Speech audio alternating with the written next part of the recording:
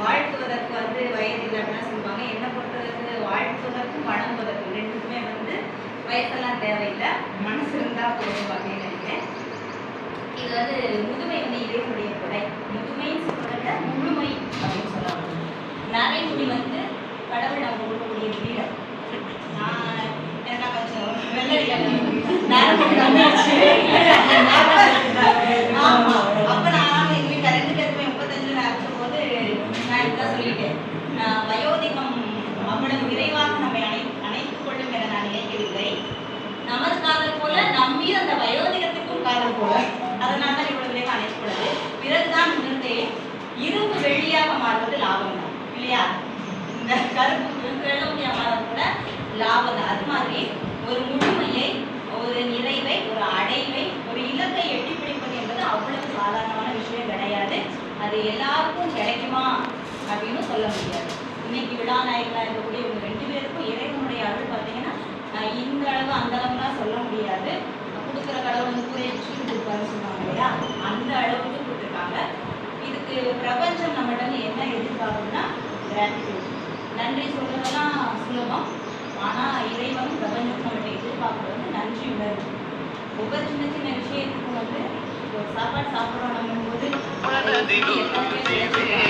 நம்ம சுலபமாக சாதாரணமாக எடுத்துக்கிறோம். ஆனால் இது வந்து இறைவனுடைய கொடை. அது ஒவ்வொரு நொடிநொடியாக நம்ம உணரும் பொழுது இறைவனுடைய ஆசீர்வாதம் நம்மளுடைய முடிவு நாள் வரைக்கும் நம்ம கூட வரும்.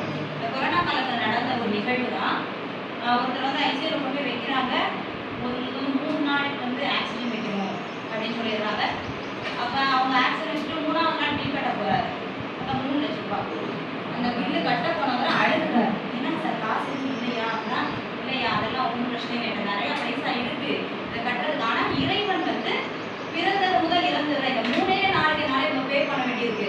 ஆனால் நான் பிறந்ததுலேருந்து இப்போ வரைக்கும் எனக்கு எவ்வளோ என்னை சுற்றி ஆக்சிடென்டாக இருக்கட்டும் எல்லா விஷயமும் நிற்பவன் விழாதுன்றது இறைவனுடைய கிருபை, இறைவனுடைய தயை. அது மாதிரி கடவுள் வந்து நாம வந்து இப்போ நாள் வழி நடத்திட்டு வந்திருக்காரு. ரெக்கார்ட் தியரி அப்படின்னு சொல்லுவாங்க. அது மாதிரி நம்ம எதை பற்றி சிந்திக்கிறோமோ, எதை வந்து நோக்குறோமோ, எதை வந்து மேற்கோளாக எடுக்கிறோமோ அது வந்து நம்ம கண்ணுக்கு அதிகமாக தெரியும். நம்ம பாசிட்டிவான விஷயங்களே பார்த்துக்கிட்டா பாசிட்டிவான விஷயமே தெரியும். ஒரு ரோட்டில் கார் போகும்போது நான் சிவப்பு கார் பார்க்கணும்னு நினச்சேன், எனக்கு கண்ணு சிவப்பு காராக தெரியும். இல்லை ரெக்கார்ட் தியரி. அதே மாதிரி குறைகளை நம்ம பார்க்க ஆரம்பிச்சோம்னா குறைகள் நமக்கு தெரியும். அப்போ நம்ம வந்து இங்கே எல்லாருமே வந்து நிறைகளை பார்த்தே நம்ம பழக்கப்பட்டிருக்கோம். அதுதான் நன்மையானதும் கூட. அப்படி பார்க்கும்போது எல்லாத்தையுமே நிறைய நிறைகள் இருக்குது. அம்மா கிட்ட சொல்ல முடியாத அளவுக்கு நன்மைத்தனங்கள் இருக்குது. அவங்க இந்த நிறுவனத்தை நடத்தி செல்லக்கூடிய விதமாக இருக்கட்டும், ஒவ்வொருடைய தனிப்பட்ட தேவை அனைவருக்குமே வந்து கண்டிப்போடக்கூடிய அந்த ஒரு வைரத்துக்கு ஒரு வெட்டும், ஒரு தங்கத்துக்கு ஒரு சூடும், ஒரு கல்லுக்கு ஒரு அடியும் எப்படி தேவையோ அதுபோல நமக்கும் சில வழிகாட்டுதல்களும் கண்டிப்பும் தேவைப்படுது. அது அவங்க சரியான நேரத்தில் சரியான திட்டத்தை கொடுத்துருப்பாங்க. அதே போல உங்களுடைய தேவைகளையும் அறிந்து நம்ம கஷ்டமான நேரங்களில் இருக்கும்போது நமக்கு விடுப்பாக இருக்கட்டும், சலுகைகளாக இருக்கட்டும், அதையும் கொடுத்துருப்பாங்க. அதை நாம் இறைகளை மட்டும் நிறைவாக நோக்கி அவர்கள் தொடர்ந்து நலமுடனும் வளமுடனும் இருவருமே வளமுடன் என வாழ்த்தி குடும்பத்தாரோடு உங்களுடைய மீதி காலங்களை மகிழ்வோடு கொண்டாட வாழ்த்துகிறேன்.